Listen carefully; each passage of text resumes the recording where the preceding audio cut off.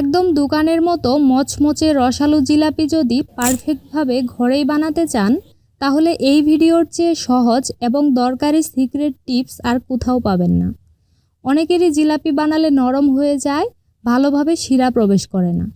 সেজন্যই জিলাপির ব্যাটার তৈরি থেকে শুরু করে তেলে ভাজার সময় পর্যন্ত পুরো ভিডিও জুড়ে অনেক ছোট ছোট দরকারি গোপন টিপস বলেছি, যা অনেকেরই অজানা। এই রেসিপিতে জিলাপি বানালে সারাদিন পর্যন্ত মচমচে ভাব বজায় থাকবে, প্রথমবারেই যে কেউ বানাতে পারবেন। জিলাপির জন্য সবার আগে শিরা বানাতে হবে।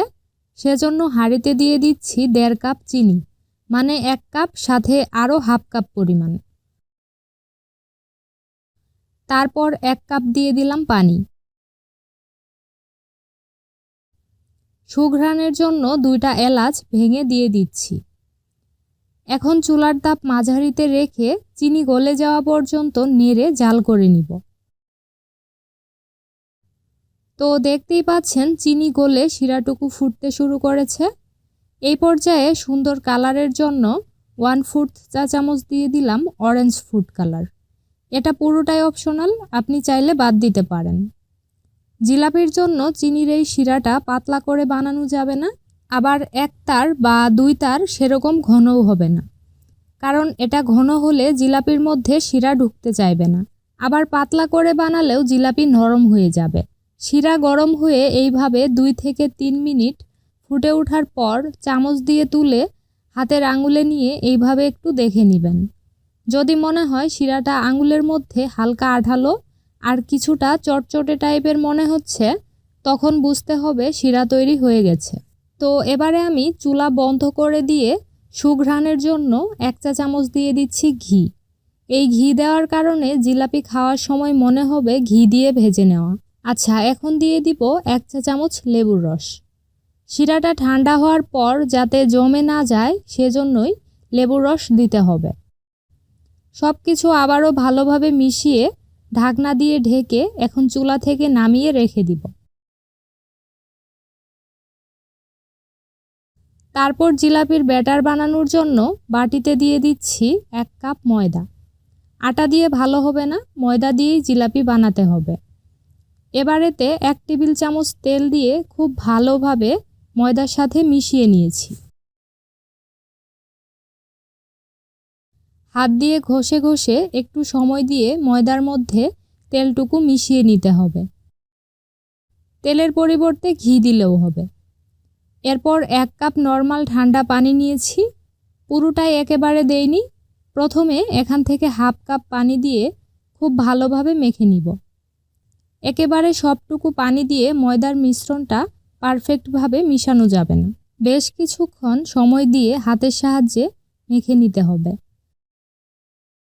যত ভালোভাবে মসৃণ করে এই গুলাটা বানাতে পারবেন, জিলাপিগুলোও ততটাই ভালো হবে। ময়দার ছোট ছোট দলা রাখা যাবে না। তো আমি এখন বাকি হাফ কাপ পানিটুকু দিয়ে দিচ্ছি, তারপর আবারও খুব ভালোভাবে মেখে নিয়েছি। পারফেক্ট মচমচে রসালো জিলাপির জন্য এই গুলার ঘনত্বটা হতে হবে একদম ঠিকঠাক। যদি আপনি গুলাটা বেশি পাতলা করে বানান, ওই ক্ষেত্রে তেলে ছাড়ার সময় একদম ছেড়ে দিবে। আবার যদি বেশি ঘন করে ফেলেন, তাহলে জিলাপির শেপ দিতে পারবেন না।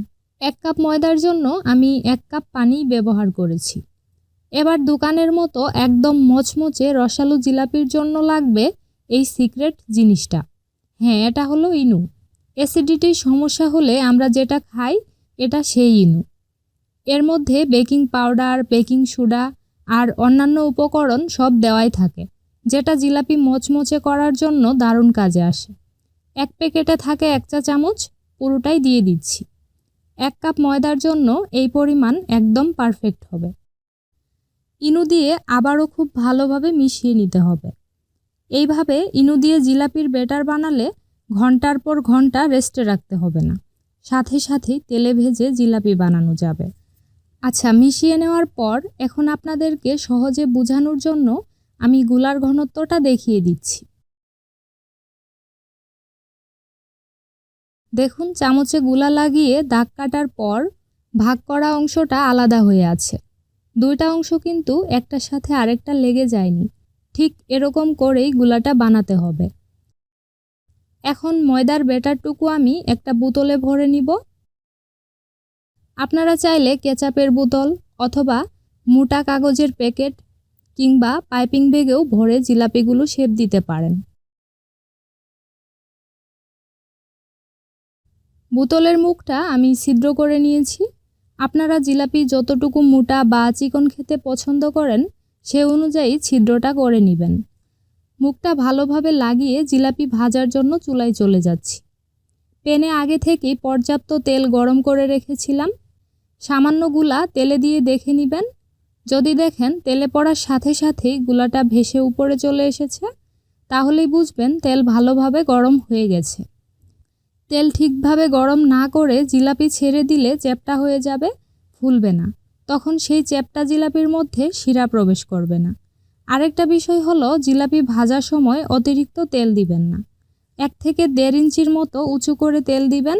বেশি তেলে জিলাপি ভাজতে গেলে শেপ দেওয়ার সময় তেলের মধ্যে ঘুরতেই থাকবে। ব্যাটারটা কোথায় পড়বে আপনি সেটা দেখতে পারবেন না।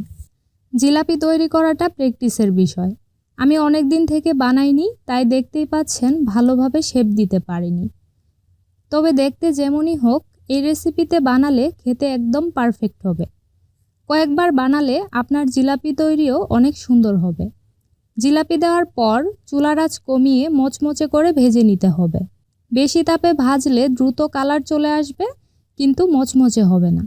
জিলাপিগুলো উল্টে পাল্টে ভাজার পর যখন হালকা লালচে কালার চলে এসেছে, তখন তেল থেকে তুলে সাথে সাথেই কুসুম গরম শিরার মধ্যে দিয়ে দিচ্ছি। শিরাটা থাকবে কুসুম গরম আর জিলাপি থাকবে একদম গরম, তাহলেই শিরা ভিতরে প্রবেশ করবে। জিলাপি শিরায় দেওয়ার পর দুপাশে উল্টে পাল্টে নিয়ে তারপর চামচের সাহায্যে 1 মিনিটের মতো চেপে ধরে রাখবেন, তাহলে পারফেক্টভাবে শিরা ঢুকে যাবে। তারপর তুলে নিতে হবে। এর চেয়ে বেশি সময় রাখা যাবে না, ওই ক্ষেত্রে জিলাপি নরম হয়ে যাবে। একই পদ্ধতিতে আমি বাকি জিলাপিগুলোও ভেজে নিয়েছি। দেখতেই পাচ্ছেন একদম মচমচে হয়েছে। এইভাবে একবার জিলাপি বানিয়ে কাউকে খাওয়ালে আপনি না বলা পর্যন্ত বুঝতেই পারবে না যে এগুলো আপনি ঘরে তৈরি করেছেন। ভেঙে দেখাচ্ছি, দেখুন ভিতরে একদম শিরা ঢুকে রসে টইটম্বুর। এই পদ্ধতিতে জিলাপি তৈরি করলে ভাজার পরেও সারাদিন পর্যন্ত মচমচে ভাব বজায় থাকবে, একটুও নরম হয়ে যাবে না। পারফেক্ট রসালো জিলাপি তৈরির জন্য পুরো ভিডিওতে অনেক ছোট ছোট দরকারি টিপস শেয়ার করার চেষ্টা করেছি। আশা করি আপনাদের কাছে অনেক ভালো লেগেছে। আজ তাহলে এখানেই বিদায় নিচ্ছি। আল্লাহ হাফেজ।